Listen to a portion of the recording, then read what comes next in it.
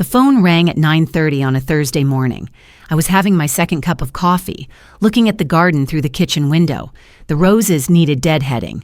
I almost didn't answer. The caller ID said, U.S. Government. Mrs. Henderson. The woman's voice was professional, clipped. This is Agent Martinez from the Internal Revenue Service. I'm calling regarding your 2019, 2020, and 2021 tax returns. My stomach dropped. I'd filed my taxes. Every year. On time. My accountant handled everything. There must be some mistake, I said. Ma'am, our records show you filed returns reporting income from 3 different employers during those years. Combined income of $237,000. You owe $89,000 in back taxes, plus penalties and interest. The coffee cup slipped from my hand. Didn't break. Just hit the table and spilled. Dark liquid spreading across the white tablecloth.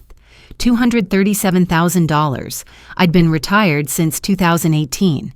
My income was Social Security and a small pension, maybe $32,000 a year. That's impossible, I said. I haven't worked in 3 years. Mrs. Henderson, we have your signature on file, your Social Security number, 3 separate W-2s from employers in Florida, Texas, and California.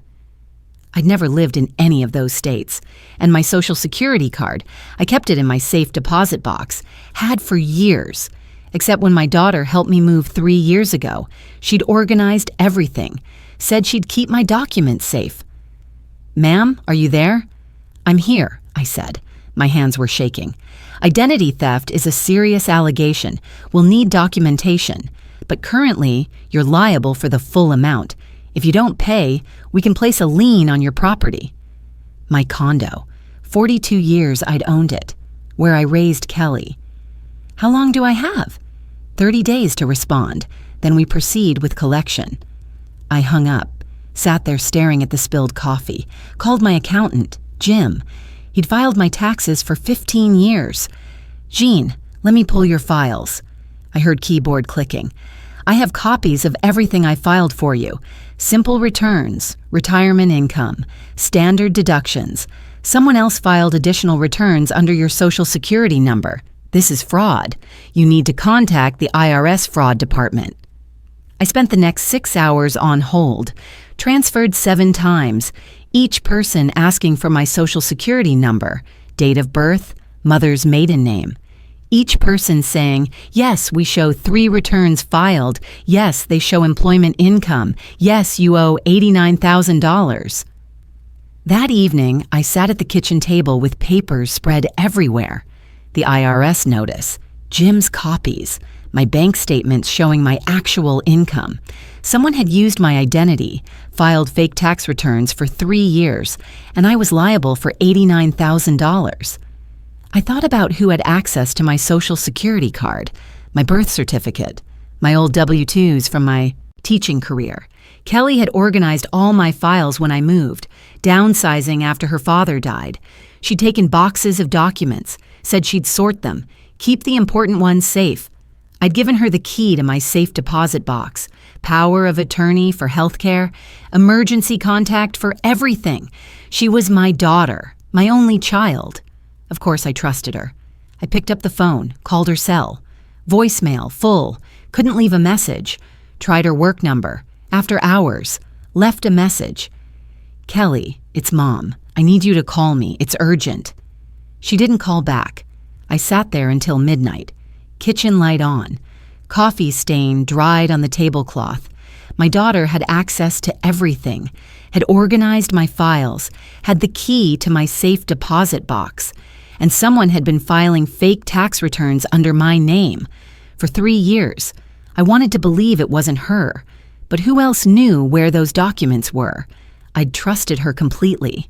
I'm Jean Henderson, 68 years old, retired elementary school teacher, 3rd grade. I taught for 35 years in the same district, saw generations of families come through my classroom. Some of my former students had children in my class by the time I retired. That's how long I taught. Same school, same grade, same classroom for the last 15 years. Retired in 2018 when my knees started giving out. Standing all day got harder, bending down to help students, getting up from the reading circle. Small things that added up. I'd planned to teach until 70, but my body had other plans. I've lived in this condo for 42 years, bought it in 1980, raised my daughter here, Kelly. She's 38 now. My husband died in 2015, heart attack. He was 47 years old. One morning, he was making coffee. I heard the cup hit the floor, found him collapsed in the kitchen. Paramedics said it was instant, a small mercy. After that, it was just me and Kelly. Well, Kelly was already grown by then, married, living her own life, but she was all I had left. I'd given Kelly everything, $45,000 for college, double shifts for 6 years, summer school teaching when I should have been resting, took on tutoring gigs on weekends to cover textbooks and housing, $30,000 for her first house down payment, liquidated part of my retirement savings, told myself I was investing in her future, that she'd pay me back when she could, $18,000 for her divorce lawyer 4 years ago. She needed the best, I'd said, took an early 401k withdrawal and paid the penalty because she was drowning in legal fees, $12,000 for a car when hers died 2 years back, my emergency fund, gone in an afternoon because she couldn't get to work without transportation, birthday gifts, Christmas, temporary loans that became permanent, $3,000 here, $5,000 there, over $105,000 across 20 years. I'd done it willingly. I was her mother. That's what mothers do, but she'd never paid back a single dollar, not once, and I'd never asked. Kelly's divorce had been brutal. Her ex left her with nothing, credit cards maxed out. She'd mentioned bankruptcy once over coffee, then changed the subject quickly when I asked details. I'd sent her $3,000 that same week. She never mentioned it again, never said thank you, just cashed the check. After the divorce, Kelly changed. Used to call every Sunday, 10 o'clock in the morning. 10 years of tradition after her father died. Our connection, those calls were everything to me. We'd talk for an hour. She'd tell me about work, her friends, her plans.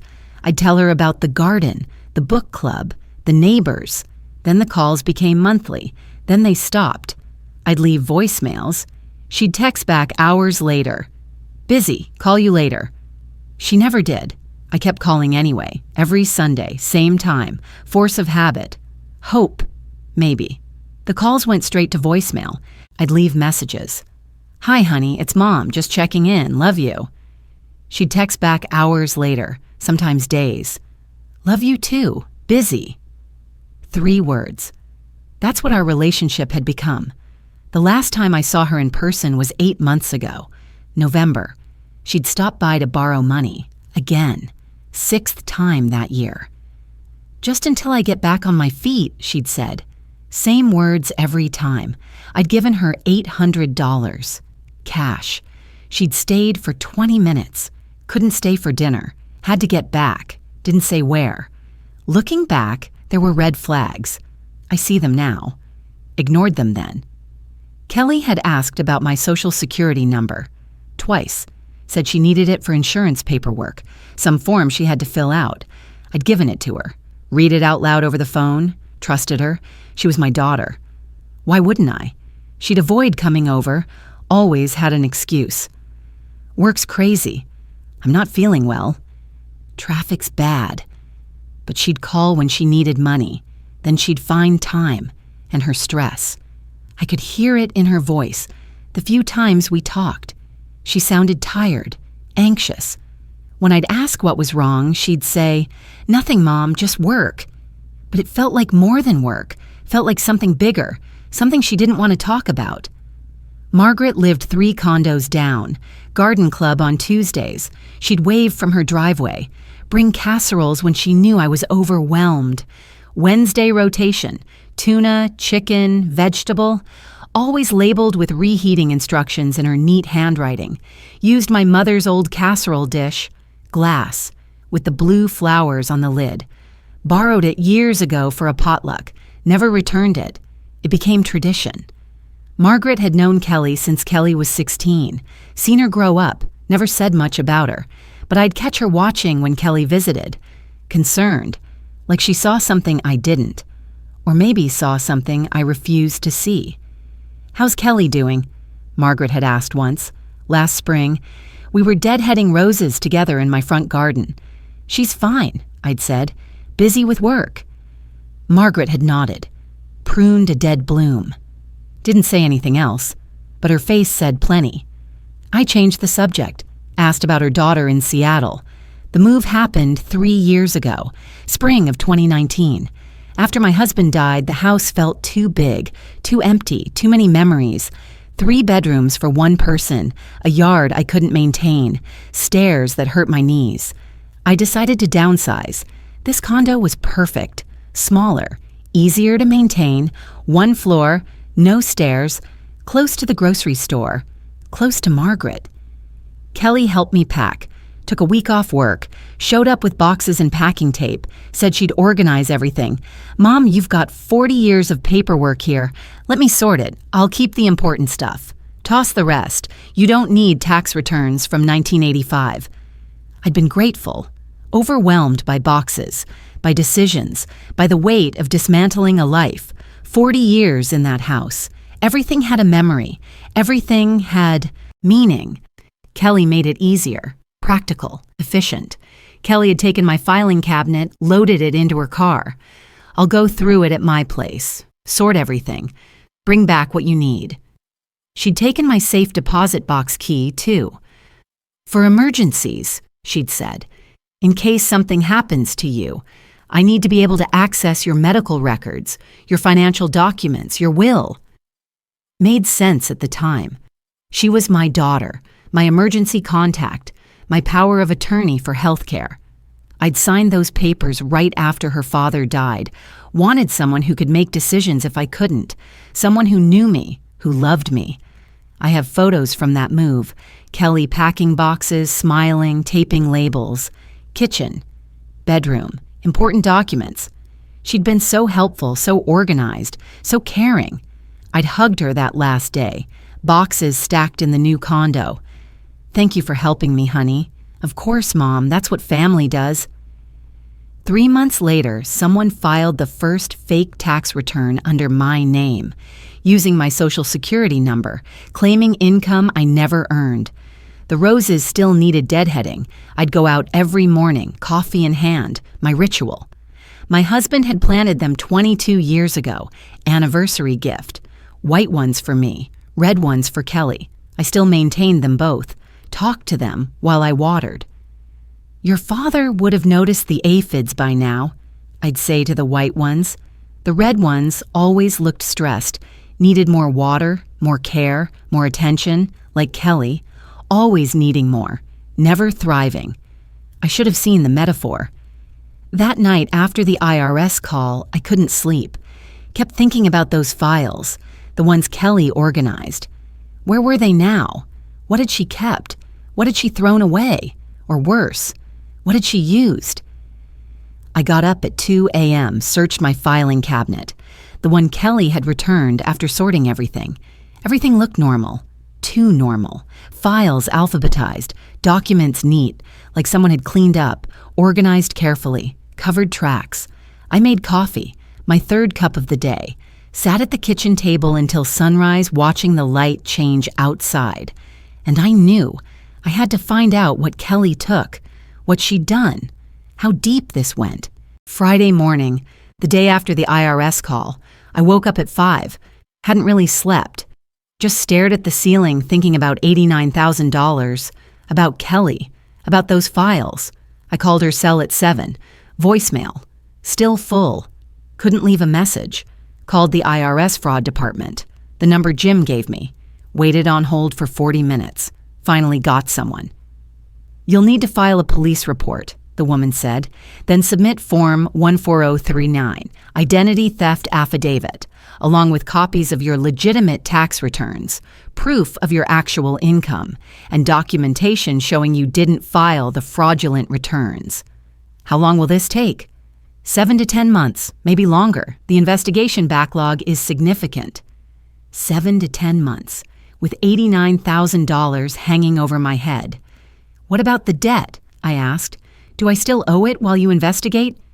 Technically, yes, until we determine fraud occurred, but we'll put a hold on collection actions during the investigation. I hung up, felt sick, started searching for documentation, needed my legitimate tax returns, bank statements, Social Security statements, anything proving my actual income, pulled out my filing cabinet, the one Kelly had organized, started going through files, and that's when I found it, wedged in the back of the drawer, behind old tax returns from 2015, an envelope, unsealed, my address on the front, Kelly's handwriting. I opened it.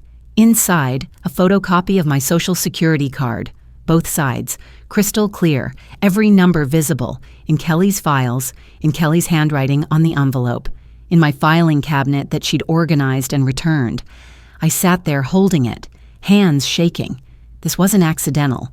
She'd copied my Social Security card, kept it, and somehow it ended up back here. Maybe she'd been careless. Maybe she'd forgotten it when she returned my files. But I had proof now, physical proof. She'd had my Social Security card. She'd copied it, both sides, and she'd never told me.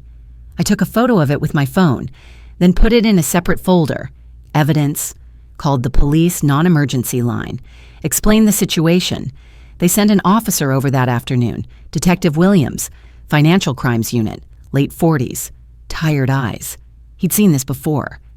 Elder financial abuse cases are difficult, he said, especially with family. Even with evidence, prosecutors often hesitate. Family dynamics complicate things. What do I need to prove it? Documentation, bank records showing unusual withdrawals or deposits, evidence of identity theft, which you have with the Social Security card copy, communications showing intent. And honestly, the victim's willingness to press charges. Most people back down when it's their own child. I'm not backing down. He nodded, took my statement, gave me a case number, said he'd request Kelly's financial records, subpoena if necessary. After he left, I called my bank, asked about my safe deposit box, who'd accessed it. When? The bank manager pulled up the access log. You've accessed it twice in the past 2 years, she said, and Kelly Henderson, listed as your emergency contact with power of attorney, accessed it 8 times. 8 times. When was the most recent? 6 months ago, March. 6 months ago, I'd been visiting my sister in Arizona, 2-week trip. Kelly had known I'd be gone. Had she come here? Accessed the box while I was away? What's the process when someone accesses it? I asked. They sign in, show ID. We verify they're authorized. They access the box in a private room. We don't monitor what they take or leave. Can I see what's in there now? She took me to the vault, retrieved my box. Small metal container. I'd had it for 30 years. I opened it. Missing my original Social Security card, my birth certificate, W-2 forms from my teaching career, 2005 through 2018, all the information someone would need to file tax returns under my name. Still there. My will. Deed to the condo, a few pieces of my mother's jewelry. Kelly had taken the documents, left everything else. I felt cold, like someone had opened a window in winter. This was deliberate, systematic. She'd known exactly what she needed. The bank manager saw my face. Is something wrong? Several documents are missing. My daughter accessed this box 8 times, and now critical identity documents are gone. I can provide you with the access logs, dates and times, for your police report. I took them, added them to my evidence folder. That evening, Kelly finally called. Mom, I got your message. What's going on? Her voice was normal, casual, like nothing was wrong. The IRS called, I said. Someone filed fake tax returns under my name for 3 years. I owe $89,000. Silence. Then, what? That's crazy. Identity theft is everywhere, Mom. Did you click on a phishing email? You have to be careful online. Kelly, I need to ask you something. I kept my voice steady. Did you take documents from my safe deposit box? What are you talking about? My Social Security card. My birth certificate, my old W-2s, they're missing. The bank said you accessed the box 8 times over 2 years. I was checking on your will, making sure everything was in order. You gave me access for emergencies, remember? This is how you treat me? Accusing me of stealing? I'm not accusing, I'm asking. You're absolutely accusing. I've been trying to help you, organize your files, make sure you're protected. And now you're calling me a thief? Kelly, I can't believe this. My own mother, I have to go. She hung up. I sat there holding the phone. That wasn't a denial. That was deflection, anger, turning it back on me. I found an old voicemail from her. 2 years ago. I'd saved it. Don't know why, just had. I played it. Kelly's voice, crying, panicked. Mom, I'm behind on rent, 3 months. My landlord's threatening eviction. I don't know what to do. Can you help? Please call. Me back. I'd sent her $3,000 the next day, wired it, emergency transfer. She'd never mentioned it again, never said if she kept the apartment, never said thank you. Now I wondered, had she really been behind on rent? Or was that the beginning? The gambling, the debt, whatever hole she was trying to climb out of? That night, around 8, I heard footsteps on my front porch, then a knock, firm, insistent. I looked through the peephole. Kelly. She knocked again. Mom, I know you're home. Open the door. We need to talk. I didn't move, just watched through the peephole. She tried the doorknob, locked. She'd had a key once. I'd gotten it back when she returned my files after the move. Good thing. She knocked one more time, waited, then left. I watched her walk to her car, get in, sit there for a minute, then drive away. My hands were shaking. Why had she come here? What did she want? And why did I feel afraid of my own daughter? The next morning, Margaret stopped by, brought a tuna casserole. Saturday tradition. I saw Kelly here last night, she said, around 8, knocking on your door. You didn't answer. No, I didn't. Margaret set the casserole on the counter, looked at me. Jean, I've wanted to say something for a while. I saw her here multiple times last year. When you were visiting your sister, at least 3 times, she'd let herself in, stay for hours. I almost called you, but I thought maybe she was checking on things, watering plants. She doesn't have a key anymore. She did then. I saw her lock up when she left. 3 times, while I was away, in my condo, alone, with access to everything. Thank you for telling me, I said. Margaret squeezed my hand. Whatever's going on, I'm here, okay? After she left, I sat at the kitchen table, spread out everything I'd found. The Social Security card copy, the bank access logs, the police report, Detective Williams' card. The evidence was clear. Kelly had taken my identity documents, accessed my safe deposit box 8 times, been in my condo while I was away, and filed fake tax returns for 3 years. I touched the photocopied Social Security card, Kelly's handwriting on the envelope, my daughter's handwriting. When had she learned to forge my signature? Had she practiced, studied it, or just traced it carefully, slowly, until it looked close enough? I thought about Kelly at 5, learning to write her name, proud of each letter, me sitting next to her at the kitchen table. Good job, honey. Try again. Now she'd use those same skills to forge my name, to steal from me. How deep did this go? The IRS packet arrived on Tuesday, 5 days after the initial call. Heavy manila envelope, official seal, return address, Department of the Treasury. I sat at the kitchen table. Morning light coming through the window, made coffee, didn't drink it, just needed something to hold. Opened the envelope. Inside, copies of 3 tax returns, Form 1040, years 2019, 2020, 2021, filed electronically. My name, my Social Security number, my address, but not my signature, not my income, not my life. I spread them out on the table, my real returns on the left, the ones Jim filed, the fake ones on the right. The paper felt official, heavy weight, IRS letterhead, barcodes, filing dates. Everything looked legitimate, except the signature. I picked up the 2019 return, stared at my name signed at the bottom. That wasn't my handwriting. Similar, close. But the J in Jean was wrong. Too round, too careful. My J has a sharp angle. Quick. I've signed my name 10,000 times. I know how it looks. This signature was traced. Slow, deliberate. Someone had practiced. 2019 return showed income from Sunset Consulting LLC in Florida. W-2 attached. $78,000. Employer identification number. Address in Tampa. Withholding taxes, $11,000. I'd never worked for Sunset Consulting, never lived in Florida, never heard of Tampa except on weather reports. 2020 return, Rio Grande Services in Texas, $82,000. Address in Houston.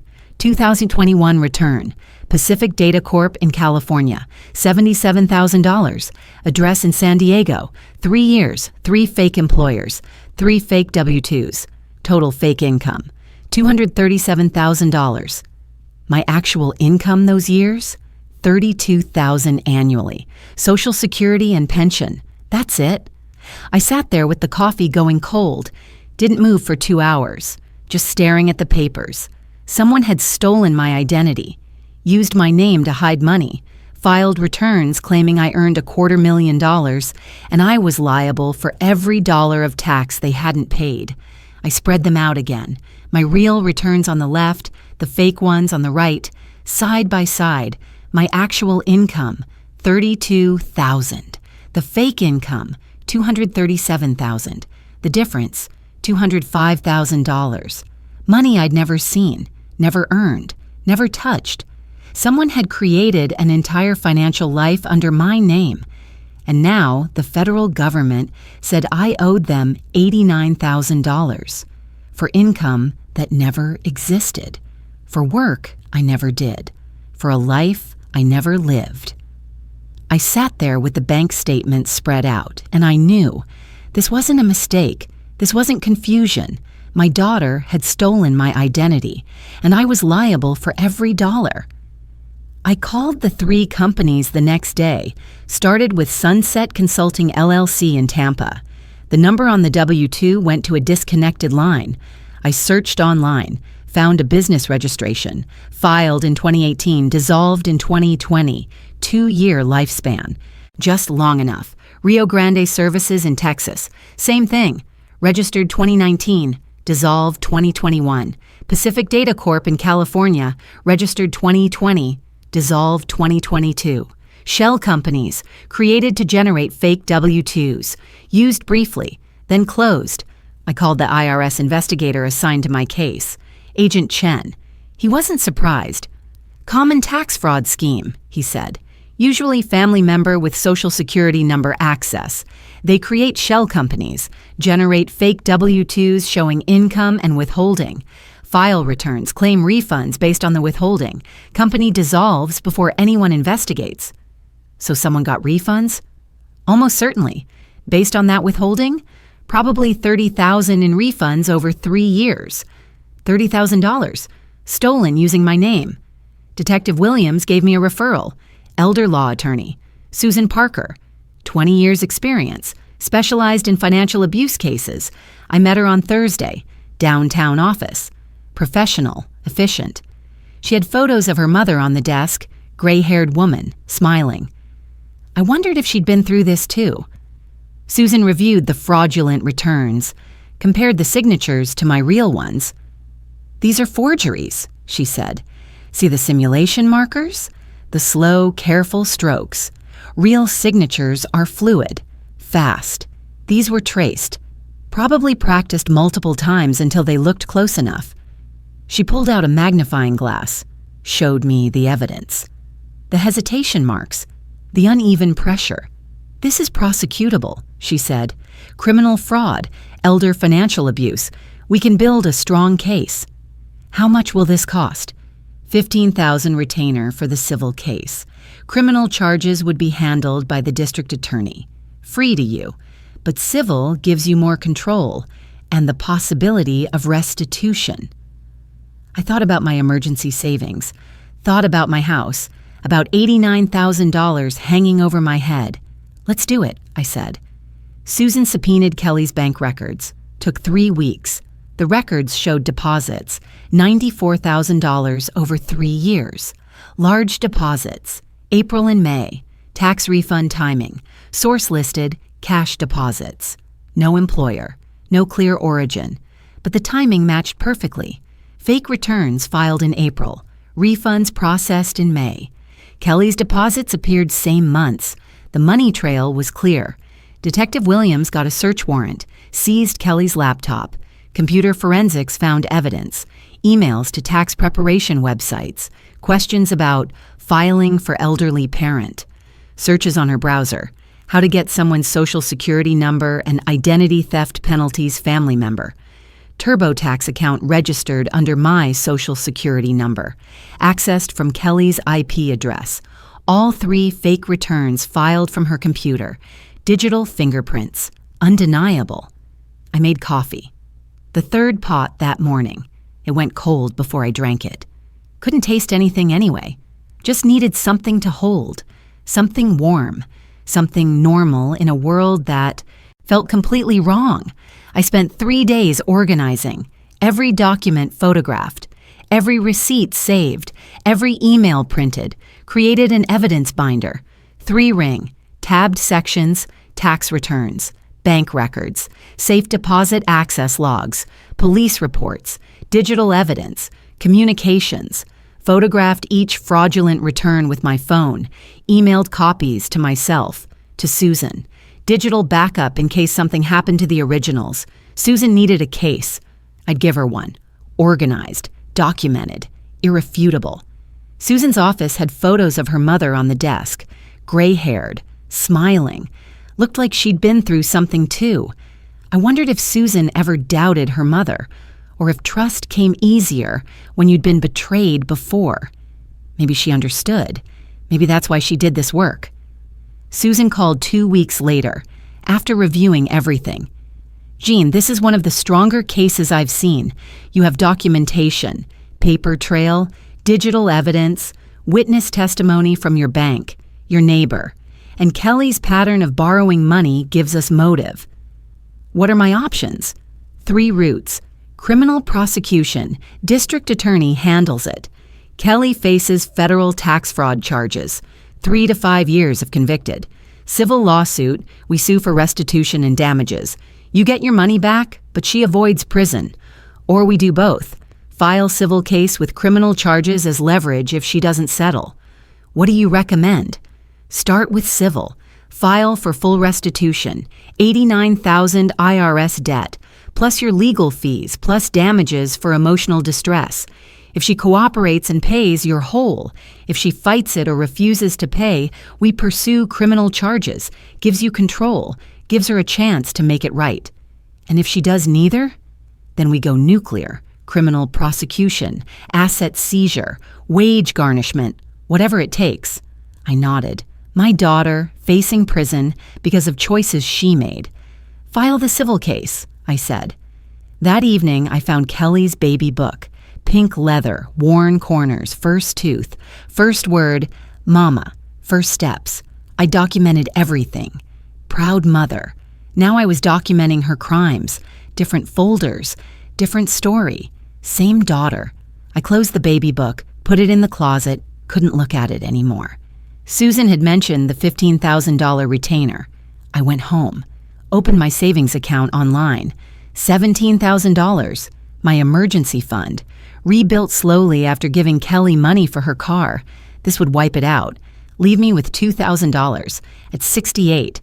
But what choice did I have? Let Kelly get away with it? Absorb $89,000 in IRS debt myself? I wrote the check, handed it to Susan the next day. My safety net, gone. To fight my own daughter. 2 weeks later, Susan filed the civil lawsuit. Kelly Henderson, defendant. Jean Henderson, plaintiff. Filed in County Superior Court. Claim fraud, identity theft, elder financial abuse. Damages sought, $124,000. $89,000 IRS debt, $15,000 legal fees, $20,000 emotional distress damages. The process server delivered it to Kelly's apartment on a Tuesday. She called that night. not to apologize, not to explain, to threaten.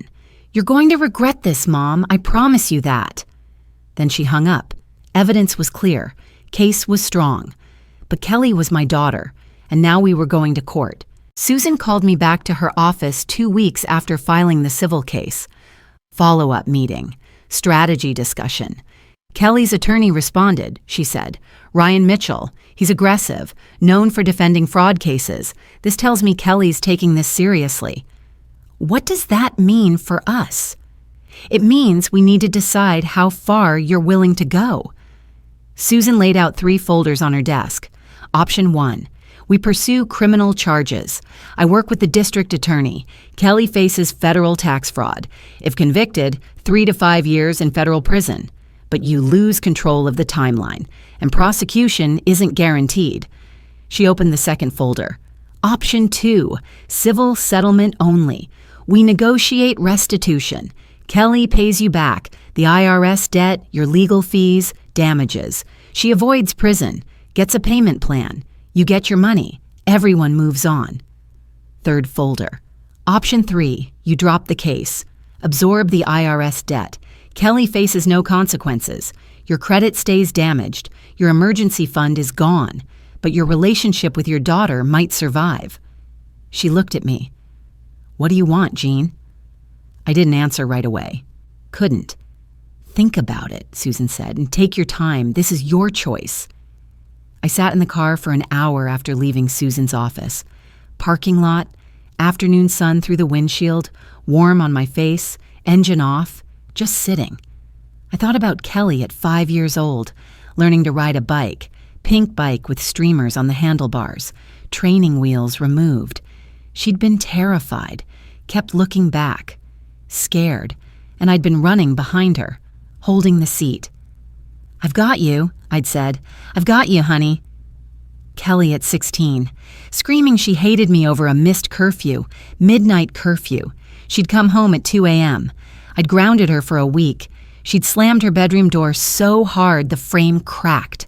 I'd stood outside her room, listening to her cry, wanting to go in, wanting to fix it, but knowing she needed to learn consequences, even small ones. Kelly at 28, crying in my arms after the divorce. Her husband had left her, cleaned out their bank account, filed papers without warning. She'd sobbed. "He left me with nothing, Mom, nothing." And I'd held her, stroked her hair like when she was little, told her she'd get through this, that she'd be okay. And I'd written her a check for $18,000 for a lawyer because I couldn't fix the divorce. But I could fix that. Kelly at 35, cool, distant, sitting at my kitchen table asking for money, not crying anymore, just asking. Matter of fact, "I need $800, just until payday." And I'd given it. Because somewhere in my head, she was still the 5-year-old on the bike, still looking back, still needing me to hold the seat, but I wasn't holding the seat anymore. I hadn't been for years. Somewhere between 5 and 38, she'd stopped being my little girl, and I'd kept treating her like she was, kept running behind the bike. Even after she'd learned to ride away, my hands were on the steering wheel, knuckles white, breathing shallow. When did she stop being my daughter and become someone who could do this? Or maybe the question was, when did I stop protecting myself and start enabling her? I didn't raise her to be this person. I know I didn't, but I also didn't protect myself from what she'd become. That was on me. I called Susan from the car. "File the civil case. I want full restitution, every dollar, IRS debt, legal fees, damages. If she cooperates and pays, fine. If she refuses or fights it, we pursue criminal charges. I want leverage." "You're sure?" "I'm sure." Next call, IRS. "Agent Chen, I'm cooperating fully with the fraud investigation. I'm the victim here. I've filed a civil lawsuit against my daughter. I have documentation. I need this debt removed from my record. We'll expedite the investigation given your cooperation," he said. Third call, my bank. "I need to remove Kelly Henderson from authorized access to my safe deposit box. All accounts, effective immediately." "We'll update that today, Mrs. Henderson." I drove home, called a locksmith, changed the locks on my condo, new deadbolt, new keys. Kelly had returned her key after the move, but I didn't trust that she hadn't made a copy. That evening, I went through Kelly's boxes, still in my closet. I'd kept them after the move, her childhood things, memorabilia, things she'd left behind. I pulled everything out, spread it on the living room floor, her baby blanket, yellow, hand-knitted by her grandmother, report cards from elementary school. Kelly is bright but takes shortcuts, written by her third-grade teacher. Photos from family vacations, Disney World, Grand Canyon, Kelly grinning, gap-toothed, happy. Birthday cards I'd saved, Mother's Day cards she'd made in school, construction paper, glitter glue. I love you, Mom. And mixed in, documents. Forms I'd signed when she was in high school, medical releases, permission slips, my signature on everyone. Had she studied those? Practiced tracing? I made 2 piles, left side memories, right side evidence. The memories, baby blanket, photos, cards, went into a box, sealed, labeled Kelly Childhood. I carried it to the top shelf of the closet, out of sight, but not thrown away, not yet. The evidence, forms with my signature, anything that might be relevant, went into a folder. For Susan. I could love who she was. The 5-year-old on the bike, the 16-year-old who'd apologized after the fight, the little girl who'd made me Mother's Day cards. But I had to protect myself from who she'd become. 2 boxes, 2 realities, same daughter. I touched one of the old photos. Kelly at 7, missing front teeth, holding a ribbon from a school spelling bee, first place. She'd been so proud, I'd been proud too. That Kelly felt like a stranger now, distant, unreachable. Margaret stopped by the next morning, saw the locksmith van leaving. New locks? She asked. Yes. She nodded, set down a chicken casserole. I saw you change them. Good. That girl has been trouble for years, John. I didn't want to say anything, didn't want to overstep. But watching you go through this, watching her do this to you, I'm glad you're standing up for yourself. That takes strength. It doesn't feel like strength. It feels like survival. Sometimes that's the same thing. Susan called that afternoon. I filed the motion to update your will. Kelly's been removed as beneficiary.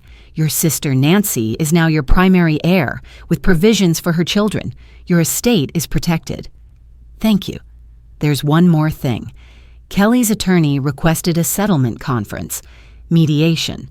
Neutral third party. Both sides present their case. See if we can resolve this without a trial. When? 8 weeks. Gives us time to prepare. You up for it?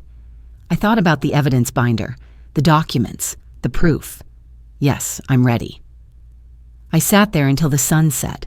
43 years of being her mother, and I was choosing me. Finally. Not guilt, not obligation, self-preservation. It didn't feel triumphant. It felt necessary. Kelly hired Ryan Mitchell 3 days after being served. I knew because his office sent Susan a formal notice. Attorney of record. Demand for all discovery materials. Motion to dismiss filed simultaneously. Susan called. Ryan's arguing you gave Kelly permission to manage your finances, that you're elderly and confused, that this is a misunderstanding between family members, not fraud. I'm not confused. I know. But he's going to try to paint you that way. It's his strategy. Discredit the victim. 2 weeks later, Kelly showed up at my book club. I'd been a member for 12 years, Thursday nights at the library. We were discussing a memoir about family estrangement. Kelly walked in during the discussion. Everyone looked up, surprised. She'd never come to book club before. Mom, she said, we need to talk. Not here, Kelly. Then where? You won't answer my calls, changed your locks. I'm your daughter. Beth, one of the book club members, retired accountant, stood up. Jean doesn't want to talk right now. You should leave. Kelly's eyes filled with tears. She's suing me, my own mother, over a misunderstanding. I was just trying to help her. She looked at the group, playing victim, making me the villain. Then she left. Afterward, Beth pulled me aside. "Is it true? You're suing Kelly?" "Yes, she committed tax fraud using my identity." "Oh, Jean, I had no idea. Kelly seemed so genuine just now." "She's good at that." The IRS investigation moved slowly. Agent Chen called monthly with updates, which mostly meant no updates. "These cases take time," he said. "We're verifying the employers don't exist, tracking the shell company registrations, confirming the timeline matches your allegations." "How long?" 6 to 8 more months, maybe longer. Meanwhile, I was still technically liable for $89,000. The collection hold protected me from immediate action, but the debt sat there, on my record, on my credit report, a weight I couldn't shake. My credit score had dropped from 680 to 520. Mortgage refinance I'd planned, denied. Credit card limit, reduced. The fraud was destroying my financial credibility while we waited for bureaucracy to confirm what I already knew. Discovery phase dragged on. Susan requested Kelly's financial records, tax returns, bank statements, employment history. Ryan Mitchell fought every request, filed motions, claimed attorney-client privilege, argued the requests were overly broad. "Harassing," Susan countered. Judge ordered partial compliance, but Kelly took her time, missed deadlines, provided incomplete records. "She's stalling," Susan said, "hoping you'll give up. It's a common defense tactic in family cases. Make it so painful and expensive that the victim backs down." "I'm not backing down." "Good, because Ryan's counting on you to fold." The court dates kept getting pushed. 1 month, 2 months. Mediation scheduled for 8 weeks out became 10 weeks, then 12. My sister, Nancy, started calling, weekly, sometimes daily. "Jean, I talked to Kelly. She's devastated. She says this is all a misunderstanding, that you gave her permission to help with your finances." "That's not true. She says you might be confused, stressed, that maybe you don't remember clearly." "I'm not confused, Nancy. She stole my identity, filed fake tax returns. The evidence is clear. But she's your daughter. Can't you work this out privately? Do you really need lawyers and courts?" "Yes, I do." Nancy sighed. "You're destroying our family over money." "She destroyed our family when she committed fraud." We didn't talk for 3 weeks after that call. Extended family took sides. Some believed me. Most stayed quiet. A few called Kelly the victim. "Jean's being vindictive," one cousin said. I heard it through the grapevine. Didn't respond. What was the point? I sat in the church parking lot after Kelly's appearance at book club. People had whispered, looked away when I walked past. Mrs. Chen from the finance committee asked if I was getting help, like I was the problem. I'd been a member 37 years. Kelly showed up twice, and they believed her. 6 weeks after filing, Ryan Mitchell sent a settlement offer via email. Susan forwarded it with one line. "Thoughts?" I printed it. Read it at the kitchen table. Kelly would pay $30,000 over 10 years, $3,000 annually. The IRS debt Susan had been negotiating separately with Agent Chen would be resolved independently. My legal fees, covered by Kelly in monthly installments. It was reasonable, fair even, affordable for Kelly. I'd get something. Not everything, but something. I picked up a pen, started to sign. Then I read the fine print at the bottom, small font, legal language. Party agrees to waive all criminal complaints, past and future, related to this matter. Party acknowledges no wrongdoing by defendant. I put down the pen. $30,000.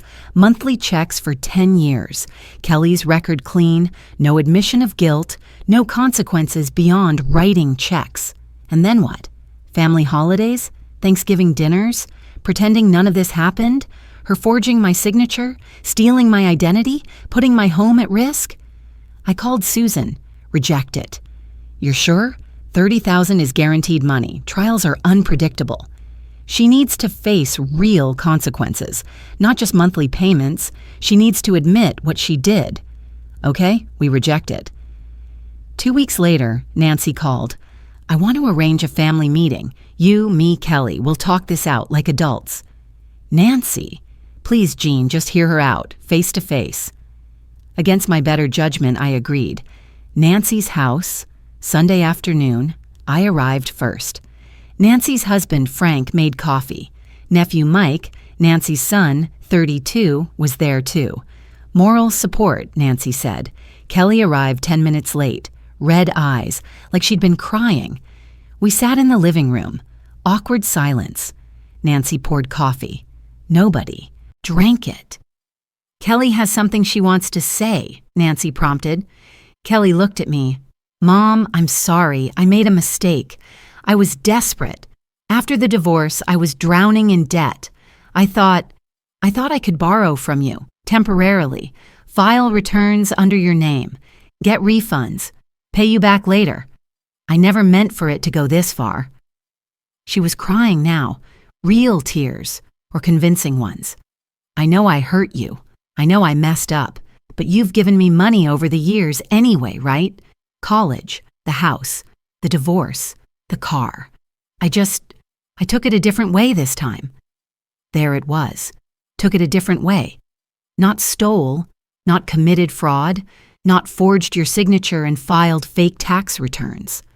She was reframing, minimizing, making it sound like a family loan gone sideways. Nancy nodded, encouraging. See, she's apologizing. She knows she made a mistake. Can't you forgive her? Can't we move past this? I looked at Kelly, at Nancy, at Frank and Mike watching this unfold. No, I said. I stood up. Kelly, you didn't take it a different way. You stole my identity. You filed fraudulent tax returns for 3 years. You put my home at risk. You destroyed my credit. And you're sitting here acting like this is a family squabble over borrowed money. Nancy started to speak. I held up my hand. This meeting is over. I walked out, got to my car. Nancy followed me to the driveway. Jean, wait. When you're ready to acknowledge what Kelly actually did, fraud, not a mistake, call me.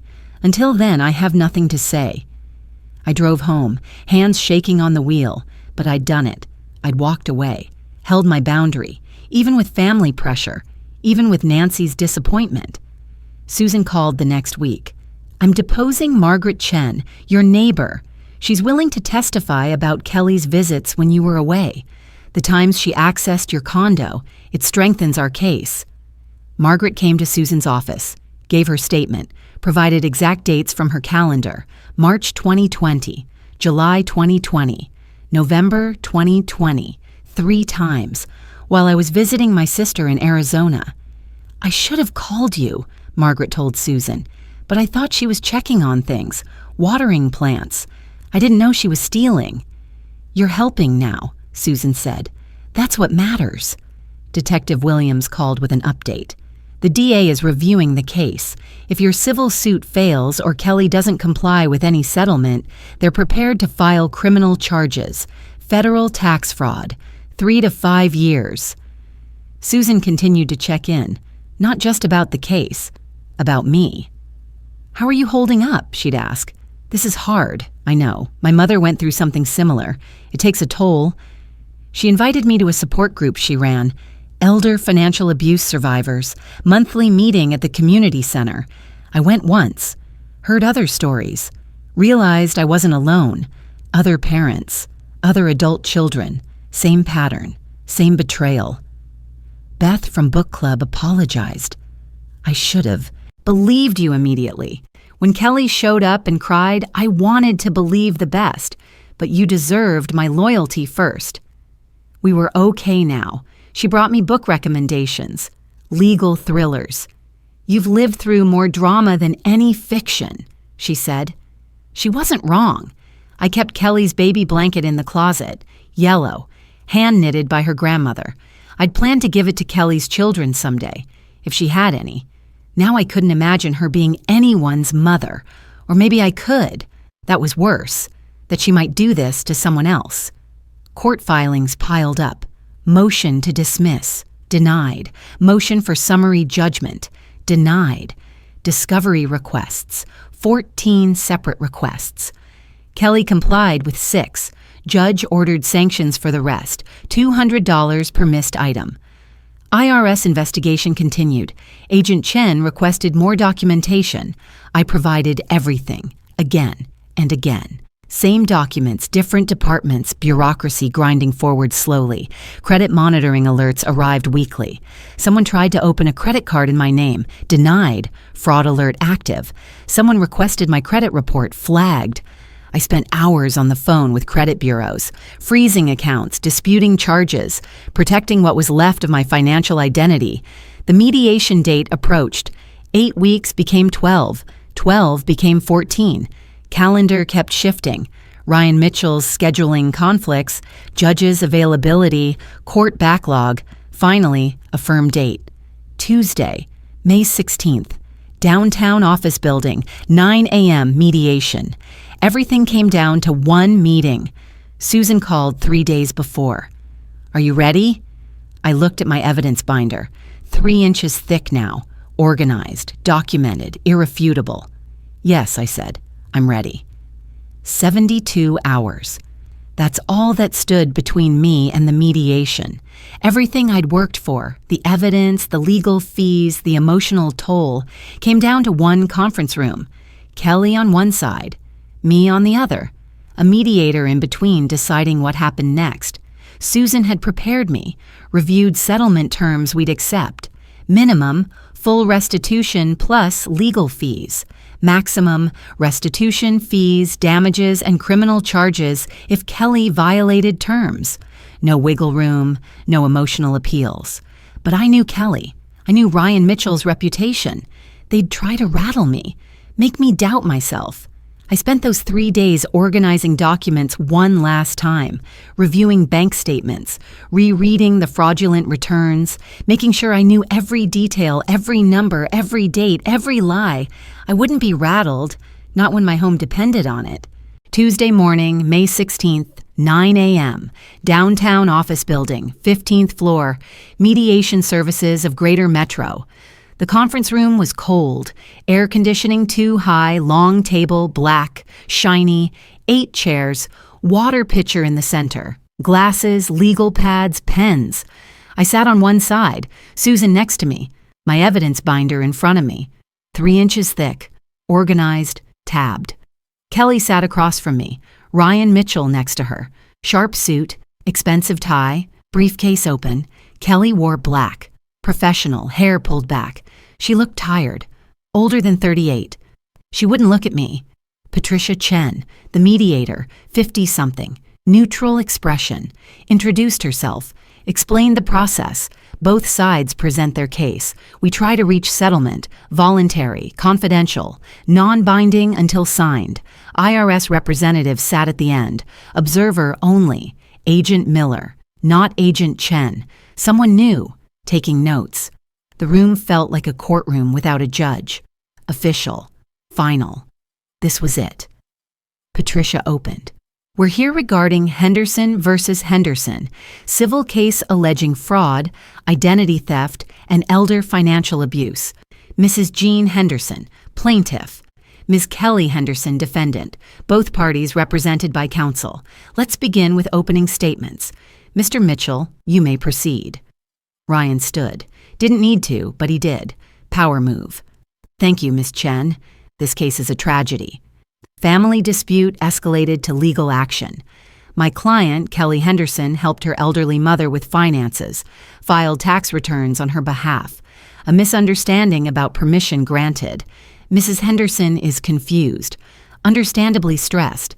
But criminal allegations? Fraud charges? Against her own daughter? Disproportionate, unnecessary. We're here to resolve this reasonably. He sat down, looked confident, practiced. Susan didn't stand, didn't need theatrics. This isn't a misunderstanding. It's systematic fraud spanning 3 years. We have documentation, bank records, digital evidence, forensic analysis. Mrs. Henderson did not grant permission. She didn't know fake returns were being filed under her Social Security number until the IRS demanded $89,000. This isn't confusion, it's theft, and we'll prove it. She gestured to my evidence binder. Every claim we make is documented in this binder. We're prepared to present. Patricia nodded. Mrs. Parker, please proceed with your evidence. Susan opened my binder, started pulling out documents, laying them on the table between us. Visual impact, physical proof. Evidence 1, fraudulent tax returns. She laid out 3 1040 forms, 2019, 2020, 2021, side by side. Kelly's attorney leaned forward.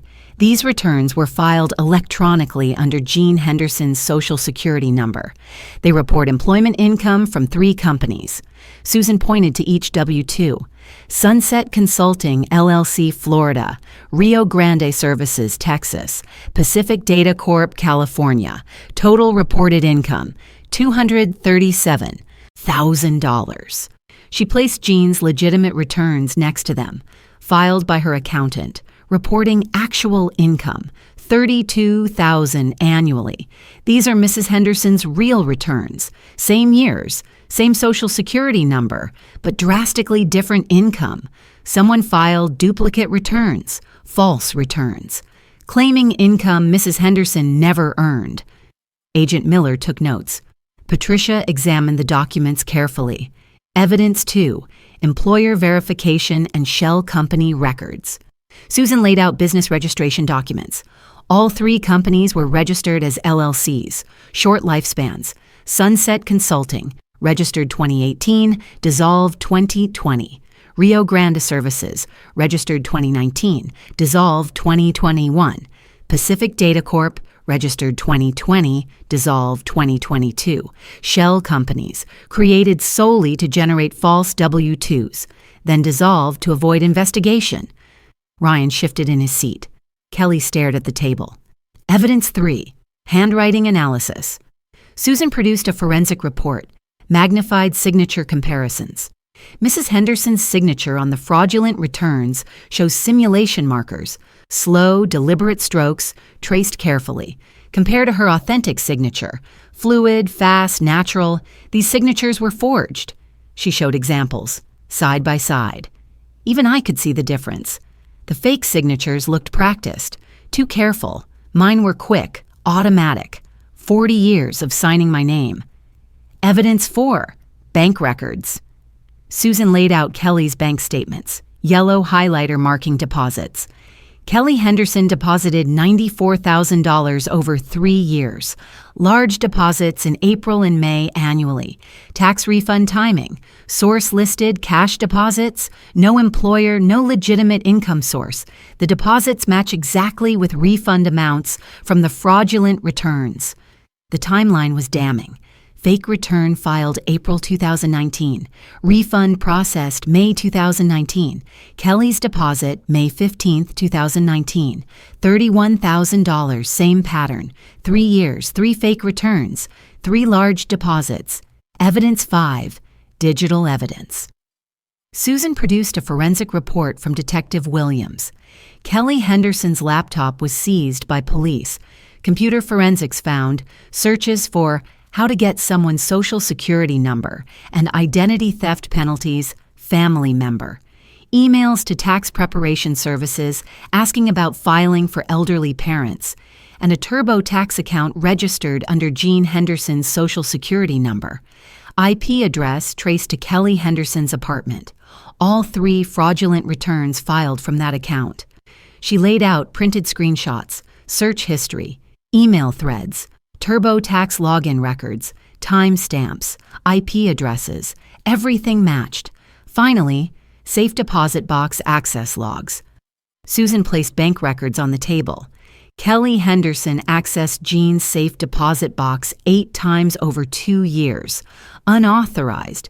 She removed critical identity documents, Social Security card, birth certificate, W-2s from Jean's teaching career, the exact documents needed to file tax returns. Patricia reviewed everything. Methodical, thorough. Ryan tried to interrupt twice. She held up her hand. Let her finish. Susan stepped back. This isn't confusion. It's not a misunderstanding. It's premeditated, systematic fraud. Kelly Henderson had means, access to her mother's documents, motive, significant debt we've documented, an opportunity. She helped her mother move, organized her files, obtained safe deposit box access. The evidence is comprehensive, irrefutable. The mediator looked at Kelly, then at Ryan. Mr. Mitchell, do you wish to respond? Ryan cleared his throat. The evidence appears substantial. However, family dynamics complicate this narrative. My client maintains she believed she had permission. Mrs. Henderson had given her power of attorney, safe deposit box access, emergency contact privileges. Kelly interpreted those permissions broadly, perhaps too broadly. But criminal intent, that requires proof of malicious intent, not just poor judgment. It was weak. He knew it. Everyone in that room knew it. Patricia turned to me. Mrs. Henderson, would you like to make a statement? Susan nodded. Go ahead. I took a breath. This was it. I gave my daughter over $100,000 over 20 years. I paid for her college, her house down payment, her divorce lawyer, her car when it broke down. I did it willingly because I loved her, because I'm her mother. That's what mothers do. My voice was steady, measured, no anger, just facts. What Kelly did wasn't helping with my taxes. It was identity theft. She copied my Social Security card without telling me. She accessed my safe deposit box 8 times. I gave her that access for medical emergencies, not to steal documents. She created shell companies to generate fake W-2s. She filed fraudulent tax returns for 3 years. She collected $94,000 in refunds using my name, and she did it systematically, carefully, with clear intent. I looked directly at Kelly for the first time. She looked away. When the IRS called, I owed $89,000. My home was at risk. My credit was destroyed. I'd spent my life building financial security. Kelly destroyed it in 3 years. This wasn't a misunderstanding. This was fraud, deliberate, calculated, and I want full restitution, not because I'm vindictive, because I'm 68 years old. I can't rebuild my retirement. I can't afford to absorb this debt. She needs to face consequences. That's not cruelty. That's accountability. I sat back, heart pounding. But I'd said it. Everything. Measured. Clear. True. Patricia looked at Kelly. Ms. Henderson, would you like to respond? Kelly's hands were shaking. She looked at Ryan. He nodded. I'm sorry, Kelly said, voice quiet. I messed up. I was desperate. After my divorce, I had debt, gambling debt, $60,000. I couldn't pay it. I was scared. I thought I could borrow from Mom's identity, file returns, get refunds, pay back the gambling debt, then pay her back later. She was crying now. I never meant for it to go this far. I didn't think about the IRS coming after her. I just thought about fixing my problem, and then it got out of control. I couldn't stop. Each year I filed another return, got another refund, used it to stay afloat. She looked at me. Mom, I'm so sorry. I know I hurt you. I know I destroyed your trust. I'll do anything to make it right. I'll pay you back, however long it takes. Ryan put his hand on her arm. Stop talking. Patricia called for a 15-minute recess. Let's take a break. Mr. Mitchell, confer with your client. Mrs. Parker, same for you. Susan and I went to the hallway. IRS Agent Miller followed. Mrs. Henderson, Agent Miller said, based on the evidence presented, the IRS will classify you as a fraud victim. Your debt will be expunged. We'll pursue recovery from Ms. Henderson separately. Relief flooded through me. The $89,000 gone. Susan squeezed my shoulder. That's the hard part done. Now we negotiate payment. We went back in. Ryan looked defeated. Kelly looked exhausted. Ryan spoke first. My client is prepared to settle. Full restitution. We propose $45,000 lump sum. Kelly will liquidate assets, including her car and 401k early withdrawal. Remaining $79,000 over 5 years. Monthly garnishment from wages, $1,500 per month. Susan calculated. That's 80% of her current income. She'll find a way, Ryan said, flat, resigned. Patricia asked, additional terms? Susan presented our terms. Total restitution, $124,000, $89,000 IRS debt, now canceled but owed to Jean as repayment, $15,000 legal fees, $20,000 damages. Payment structure as proposed, $45,000 lump sum, $79,000 over 60 months. She continued. No contact order, 2 years minimum. Kelly maintains no contact with Jean, no calls, no visits. No third-party contact through family. Violations result in immediate criminal prosecution. Criminal charges suspended contingent on full payment compliance. Miss one payment, criminal charges filed. Federal tax fraud, 3 to 5 years. Patricia reviewed the terms. Mr. Mitchell? Ryan conferred with Kelly. She nodded, defeated, exhausted. We agree, Ryan said. Patricia drafted the settlement agreement. Both sides reviewed. Both sides signed. It was over. Kelly stood to leave. Stopped. Looked at me. Mom? I held up my hand, measured, calm, but firm. I hope you get help. For the gambling. For whatever led you to do this. But I can't have you in my life. Not now. Maybe not ever. And you need to understand something. I didn't do this to you. You did this to yourself. Sign the agreement and go. Kelly signed, then left without another word. When the mediator said settled, I didn't feel triumphant, just tired, relieved. It was over. The debt was gone. Kelly would pay. Justice had happened. Not the way I wanted, but it happened. Susan walked me to my car. You did well in there. Stayed calm, stated facts. That's what wins mediations. I don't feel like I won. You protected yourself. You held her accountable. You're financially secure again. That's winning, Jean. I got in my car, sat there for a minute. Settlement agreement in my folder. Kelly's signature next to mine. Last thing we'd ever signed together. I drove home. 42 years in that condo. Now it was safe. Really safe. Mine. Kelly was gone, but I was still here. The IRS letter arrived 3 weeks after mediation. Official. Final. Based on investigation findings and supporting documentation, taxpayer Jean Henderson is classified as victim of identity theft fraud. Tax liability for years 2019, 2020, 2021 is hereby expunged. Total debt $0.00, $0. I read it 3 times, made sure I wasn't missing something. But no, the $89,000 was gone, erased, like it never existed. Agent Chen called to confirm. Your case is closed, Mrs. Henderson. Fraud confirmed. Your credit report will be updated. Fraud alerts placed. Any refunds you're owed from previous years will be released. Should be about $4,200 total. My credit score started recovering immediately. 520 climbed to 580 within a month. 640 by month 3. 680, my original score, by month 6.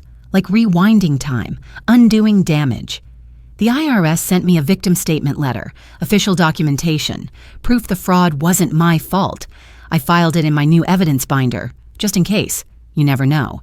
Kelly made the $45,000 lump sum payment within 30 days, per the settlement terms.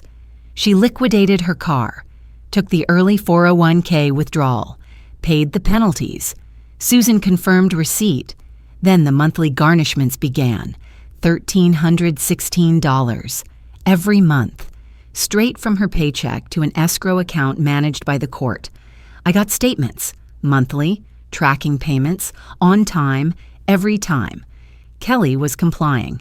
Susan mentioned Kelly tried to quit her job 2 months in, thought she could avoid garnishment by hiding income. The judge issued a contempt order, threatened jail time. Kelly went back to work. Garnishment continued. I heard through Nancy that Kelly remarried. Some guy she met online, moved to another state. Idaho, maybe. or Iowa. I didn't ask for details, didn't want them. The monthly payments kept arriving. That's all I needed to know. Nancy called 3 months after the settlement. Jean, I'm sorry. I should have believed you from the start. I wanted to think the best of Kelly, wanted to believe it was a misunderstanding. But seeing the evidence, the proof you showed in mediation, I can't deny what she did anymore. Thank you for saying that. Kelly and I aren't speaking much these days. She's angry I didn't support her enough. But honestly, I'm angry she put you through this, put all of us through this. We started talking again, weekly phone calls, holiday plans. Nancy invited me for Thanksgiving, said Kelly wouldn't be there, hadn't been invited. Would I come? I said yes. Nancy's son, my nephew Mike, called separately. Aunt Jean, I'm proud of you for standing up for yourself, for not backing down. That took courage. Courage. I'd never thought of it that way, just felt like survival. But maybe he was right. Maybe they were the same thing. Extended family divided, some blamed me for airing dirty laundry, but most quietly reached out with support. Extended family divided, some blame me for airing dirty laundry, but most quietly reached out with support. Cousins I hadn't spoken to in years sent cards. Small gestures. They mattered. The first night I slept through completely. No nightmares of IRS agents knocking on my door. No phantom phone calls about debts I couldn't pay. Just quiet, deep sleep. My house, my name, my life, mine again. That was everything. Margaret stopped by the day the settlement finalized, brought lemon bars, my favorite. You did it, she said. You stood up for yourself. I know that wasn't easy. We sat on the porch, didn't talk much, didn't need to. She'd been there from the beginning, testified when I needed her, never judged, just supported. Now she checks on me every Tuesday, coffee at 10. We complain about the HOA raising fees, gossip about the new couple in Unit 12, judge their landscaping choices, normal things, friend things. She's become more than a neighbor, she's family, the kind you choose, the kind who shows up with casseroles and stays when things get hard. Last week, she brought over a magazine article about elder financial abuse. Thought you might want this for your workshops. I did. I added it to my file. Susan called a month after the settlement. Not about the case, just checking in. How are you doing? Really doing? We talked for an hour. She told me about her mother's situation years ago, how hard it had been, how she'd chosen elder law because of it. You were one of the stronger clients I've had, she said. Most people cave to family pressure. You didn't. You held your ground. That's rare. She sent me information about an elder financial abuse support group she runs monthly. Free, community center, first Tuesday evenings. I went once, heard other stories, other parents, other betrayals. Realized I wasn't alone. The pattern was so common, so predictable, so heartbreaking. Susan still emails occasionally, sends articles about financial protection, identity theft prevention, new scams targeting seniors. She's more than my attorney now. She's an advocate and a reminder that professionals can care. Beth pulled me aside at book club 3 months after everything settled. I'm sorry I listened to Kelly that day when she came in crying. Said you were confused. I should have known better. You're the sharpest one here. We'd been in the same book club for 12 years. She'd known Kelly since Kelly was a teenager. I wanted to believe the best about her, Beth said, but you deserved my loyalty. We're okay now. Better than okay. She brings me copies of legal thrillers now. Says I've lived through more drama than any fiction. She's not wrong. Last week we read a memoir about family estrangement. Beth looked at me during discussion, smiled knowingly. You could write one of these, she said. Maybe someday. I shredded the old power of attorney documents, the ones Kelly had used to access my safe deposit box, fed them into my paper, shredder slowly. Watched the strips fall into the bin. Susan said I should keep them for records, but I needed them gone. Physically, symbolically. Done. I spent 2 weeks securing everything, making sure this could never happen again. New will signed at Susan's office. Kelly removed entirely. Estate split between Nancy's children and 3 charities I'd chosen. Local literacy program, domestic violence shelter, elder legal aid. Ironic, maybe, but fitting. Revocable trust established. Protects assets from future claims. Susan manages if I'm incapacitated. Clear instructions that Kelly receives nothing under any circumstances. Financial advisor. New relationship with Thomas Chen at Fidelity. Monthly check-ins. Discussed elder abuse red flags. Set up alerts for unusual activity. 2-person verification required for withdrawals over $5,000. Identity theft monitoring. LifeLock subscription. Credit freeze at all 3 bureaus. Fraud alerts permanent. Quarterly credit report reviews scheduled. Safe deposit box, new box at different bank across town. Only I have access. No emergency contacts, no authorized users. All documents secured with detailed inventory list. Power of attorney updated. Nancy named, but with attorney oversight clause. Any major decisions require Susan's written approval, prevents future manipulation. It wasn't paranoia, it was protection. Hard-earned lessons applied. The new safe deposit box key was small, silver, on my keychain next to my house key and car key. It weighed nothing, but it felt heavier than it was. Every time I saw it, I remembered. Protect yourself, even from the people you love, especially from the people you love. Hard lesson. Learned late, but learned. I bought a new filing cabinet, 4 drawers, locking mechanism, installed it in my home office, organized everything methodically. Top drawer, current financial documents, bank statements, investment reports, tax returns from the last 7 years, all legitimate, all mine. Second drawer, legal documents, new will, trust paperwork, power of attorney, settlement agreement from Kelly's case, evidence binder, kept for reference. Third drawer, identity protection, credit monitoring reports, fraud alerts, IRS victim statement, documentation of everything. Bottom drawer, personal, photos, letters, things that mattered but weren't evidence. Everything labeled, everything in its place, protected. 18 months later, I'm 70 now. Birthday was last month. Margaret brought a lemon cake. We sat on the porch, ate slices with coffee, watched the neighborhood. I still live in the same condo. 43 years now, same kitchen, same garden view, same roses, white and red. I still maintain both. Habit, maybe, or hope. I'm not sure which. My financial situation is stable. Credit score back to 680, the number it should be. Emergency fund rebuilt. $14,000 now. Not where it was before Kelly, but getting there.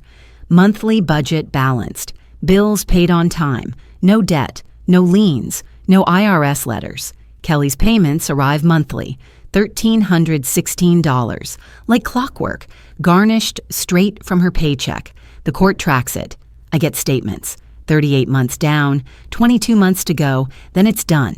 5 years total. She'll have paid every dollar. I don't know much about Kelly's life now. By choice.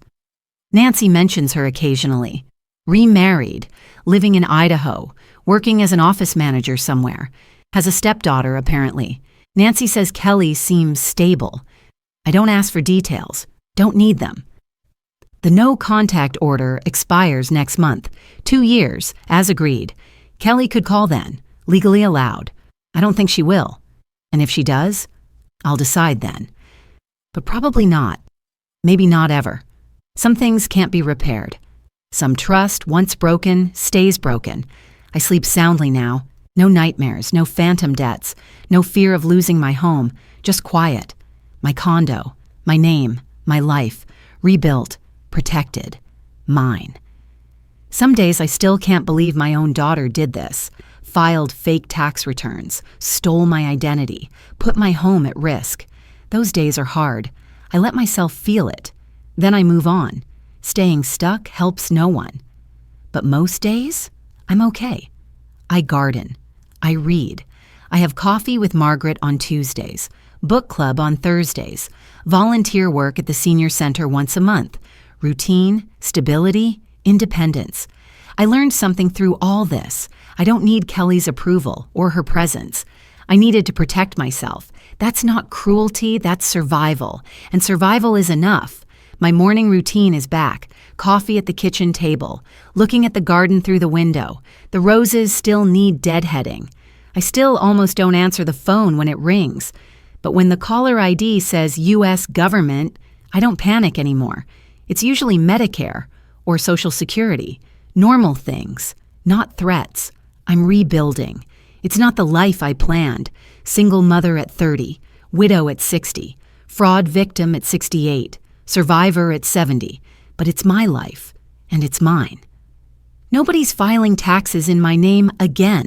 I volunteer at the senior center now. Once a month, workshop on elder financial abuse.